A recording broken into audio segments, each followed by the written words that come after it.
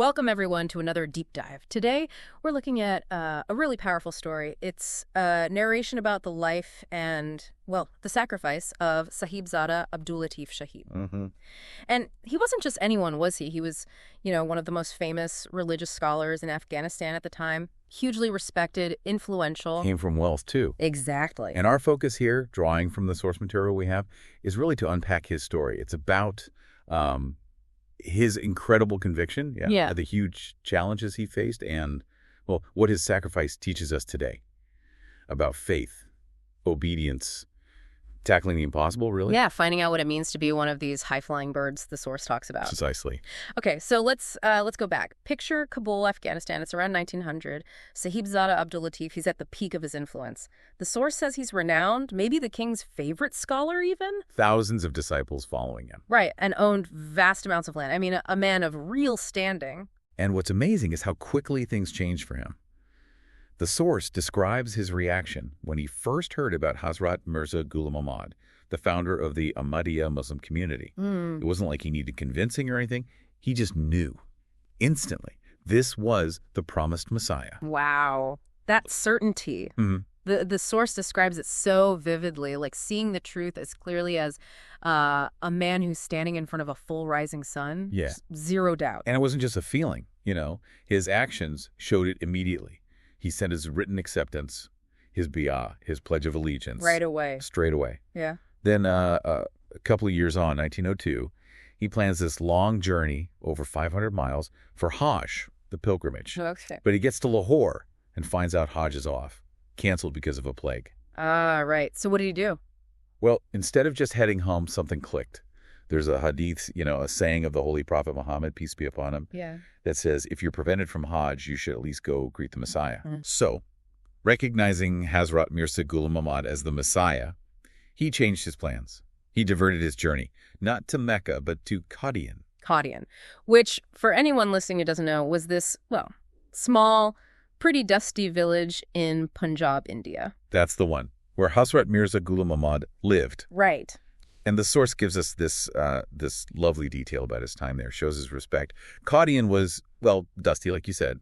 After walks, Sahibzada Abdul Latif would wait. Maybe 15, 20 minutes in his room. He wouldn't dust off his own clothes. Until when? Until he was sure Hazrat Mirza Ghulam Ahmad had dusted his first. Someone asked him why. He just said he found it disrespectful, to clean himself before the promised Messiah did. That's more than just belief, isn't it? That's deep reference, personal. Exactly. So he's in Qadian for a few months, absorbing this atmosphere. And then something pretty extraordinary happens. He's on a journey with Hazrat Mirza Ghulam Ahmad, and Sahibzada Abdul Latif himself starts receiving divine revelations. Yeah, and this is where the story, it takes a really poignant turn. He got these specific short messages. First it was, go to Pharaoh. Okay, ominous. And then, even more chillingly, present your head. Present your head. Wow. And they both understood what that meant. They did. Both he and Hazrat Mirza Ghulam Ahmad knew. It pointed clearly towards martyrdom when he returned to Kabul. That's heavy, knowing that. Really makes you think, doesn't it? About obedience, about destiny. He gets this prophecy, he understands it. And yet, after maybe 3 or 4 months in Qadian, he chooses to go back. Knowing what awaits him. Yes. The source quotes him feeling that his soil needs my blood. There was this understanding between them. A shared knowledge of the sacrifice to come. So he goes back, fully aware, and just like the revelations hinted. Arrested, immediately. And not by some stranger, but by the king, Habibullah, the same king who used to favor him. The patron turned persecutor. Now he wanted his life. He's thrown into a dungeon, and the pressure, the source says, was constant, daily. Renounce your faith in the Messiah. Compromise. Just say something different. But he wouldn't budge. The source really highlights his steadfastness. He just kept saying he'd seen the truth like Aftab, like the rising sun. Amazing courage. He even invited his captors to accept the truth, too. Incredible. And when he refused, the persecution ramped up. The physical hardship, it was immense. The source says he was chained with over 50 kilograms of weight. 50 kilos. That's over 100 pounds. Yeah, think of a really heavy suitcase, maybe 50 pounds, 22 kilos. He had more than double that chained to him. For how long? 4 months. 4 months. Carrying that weight in a dungeon, under constant pressure to just give in. And he never did. He never wavered. It wasn't about losing a job or land anymore. This was facing death, a brutal death, for his belief. Which brings us to that day. July 14th, 1903. The king made his decision. The punishment for believing was death. And they made it a public spectacle, didn't they? The source details the cruelty. They wrote "worthy of death" and hung it around his neck, made a hole in his nose, put a rope through it. To drag him through the streets. In front of a crowd, jeering. Imagine that humiliation for someone once so respected. It's horrific. Yeah. But this is where the story just takes your breath away. The contrast. Despite all that barbaric treatment, the source says his demeanor was majestic. Majestic. Yes. He didn't shuffle along. He walked briskly to the execution spot. People asked why he was hurrying.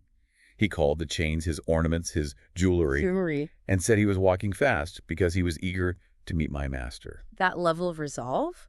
It's almost unbelievable. And in his final moments, as they were stoning him, Was she too? the source says he was reciting Quranic verses. Oh, Allah, you are my protector in this world and in the hereafter. Wow. Just complete submission. Grace under unimaginable horror. He didn't even curse them. No. No, he prayed for them, asked Allah to bring them to the right path while they were killing him. That selflessness, it really speaks volumes about his faith. Absolutely.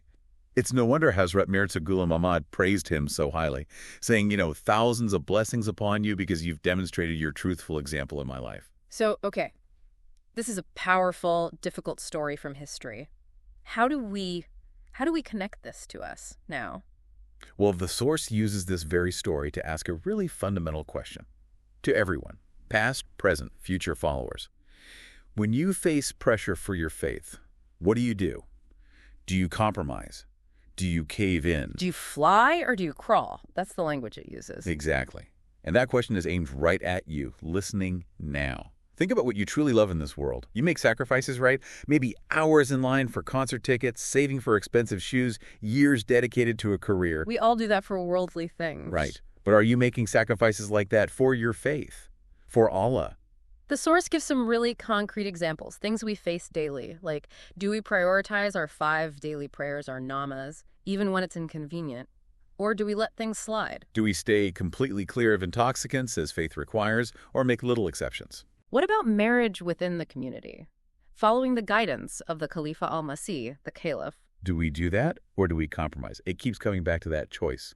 Sacrifice or compromise? And this leads into that metaphor you mentioned earlier, the high-flying birds. Yes, a really potent image from the source. Ahmadis, the followers, are meant to be these high-flying birds. Specifically cranes, it says, not domesticated chickens. Chickens, okay. And the difference? The source says our spiritual ancestors were these birds. And you could see it, not in slogans, but in their actions. Their commitment to the 5 daily namas, their honesty, their integrity, their modesty. People could tell from a mile away they were different. Like you'd spot a crane flying high. Exactly. People would say things like, oh, he always prays his namas, must be an Ahmadi, or she's not corrupt, doesn't gossip, she must be Ahmadi. Their actions identified them. Actions speaking louder than words. Absolutely. Yeah. And it's Sahibzada Abdul Latif.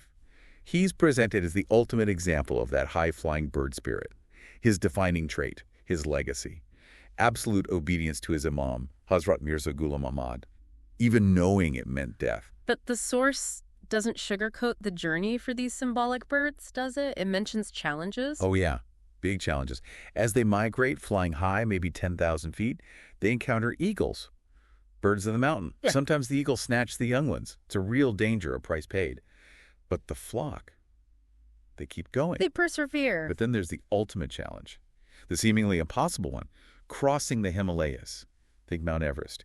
Peaks hitting 20,000, even 29,000 feet. Unbelievably high. The source notes that Tibetans used to say, no bird can fly over those mountains. Yeah. Everest becomes this symbol of the impossible obstacle. So what did the birds do faced with the impossible? Did they give up? No, they didn't drag their feet, didn't turn back. The source says they kept flapping their wings. And during freezing temperatures like minus 55 Celsius, and they made it.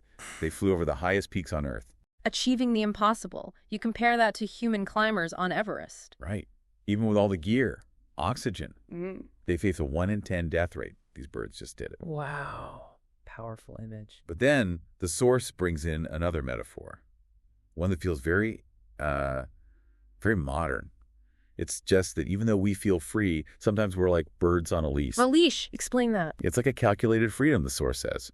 You feel free, but there are lines you just feel you can't cross. invisible boundaries. And the source gives examples of this leash in our lives today. Yeah, very specific ones. Maybe a man's business keeps him from Friday prayers, from Juma. That business, that's his leash. Okay. Or maybe a woman is hesitant to wear her hijab at work.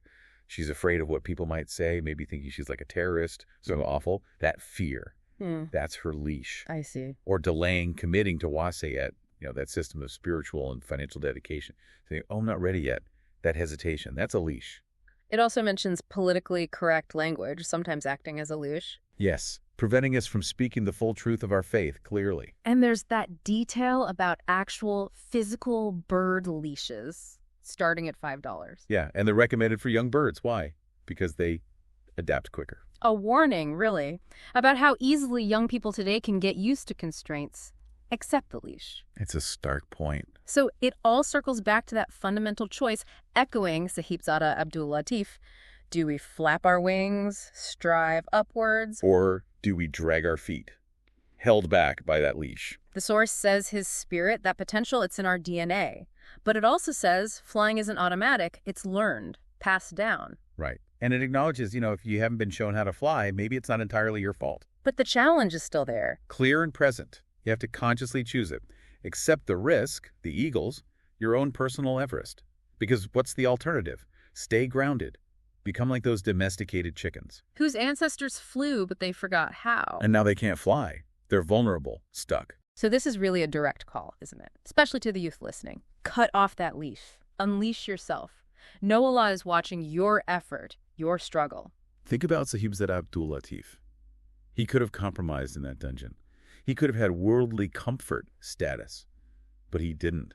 And Allah granted him this incredible spiritual glory and everlasting legacy. And the source stresses your conviction, living by your faith. It won't stop worldly success. You can still aim high, get that Nobel Prize, be a CEO. Absolutely. Don't let fear leash you. The source also gives some specific guidance, doesn't it, for different groups? It does. To mothers, it says, don't compromise on your hijab because you're afraid. Don't tell yourself you're not ready. You are ready. Unleash that fear because your children, they're watching you. They fly with you. If you stop flying, they might forget how. They become chickens. Please fly, so they learn to fly too. And for fathers. The source mentions wasiyat again, committing to that system. It's suggested as a kind of litmus test. Does your faith, your bond with Allah and His community really come first, before worldly things? And this insight, it connects back to Hazrat Mirza Bashiruddin Mahmud Ahmad, the second caliph. Yes, from over a century ago. They're recently reminded by our current caliph, Khalifa al-Masih. It's timeless guidance. So that date, July 14th, it's not just about remembering his martyrdom. No, the source calls it the date of decision, the day the choice was made, the choice to sacrifice. And Hazrat Mirza Ghulam Ahmad saw a vision, didn't he, of many followers with Abdul Latif's spirit. He did. And the source says with conviction that time is now. Look around. Look at the global community, the diversity. You, listening, you are part of fulfilling that vision. You are part of this legacy. You will continue to follow the caliphate, and you will face your own Mount Everest, whatever challenge that is for you. It will be hard. Of course it will be hard. That's why it's admirable, why choosing to fly matters so much. Precisely. So, as we wrap up this deep dive, reflecting on Sahibzada Abdul Latif Shahid's incredible story and what the source draws from it, we're left with more than just history. Yeah, it's a personal challenge, isn't it? His life shows that real faith, it demands sacrifice. It demands obedience to your spiritual guide. And it demands that conscious choice to flap your wings, aim high, get over those impossible obstacles. Instead of being held back by fear or, the comfortable leashes of the world. Sahibzada Abdul Latif made his choice, his decision to fly over his Everest, July 14th, 1903. So the question for you today is, what decision will you make about your Mount Everest? Are you ready? Ready to cut that leash? Ready to flap your wings? May Allah grant all of you those spiritual wings, the strength you need to climb your Everest. May Allah grant you the grace to truly live the legacy of Hazrat Sahibzada Abdul Latif Shahid for generations to come. Thank you for joining us on this deep dive.